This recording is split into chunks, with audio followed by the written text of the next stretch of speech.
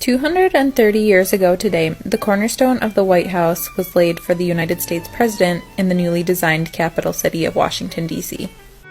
In 1800, President John Adams became the first president to live in the mansion.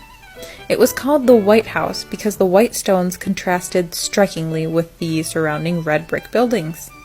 Originally, Philadelphia was the nation's capital, but it was changed to Washington, D.C., which was a more central location for the growing republic. Maryland and Virginia both gave some land around the Potomac River to form the District of Columbia, and work began on D.C. in 1791. And in 1792, they started working on the White House building at 1600 Pennsylvania Avenue. By November 1st of that year, President John Adams and his family were welcomed into the Executive Mansion. In 1814, during the War of 1812, the White House was actually set on fire by British soldiers in retaliation for burning the government buildings in Canada by the U.S. troops.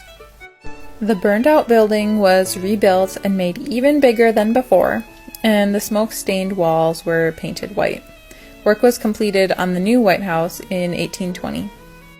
Major restoration efforts occurred during the administration of President Harry Truman, and Truman had to live across the street for several years in Blair House, which is pictured here.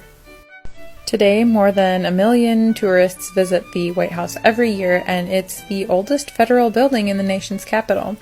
I thought it was really interesting to learn about the history of the White House. What do you think?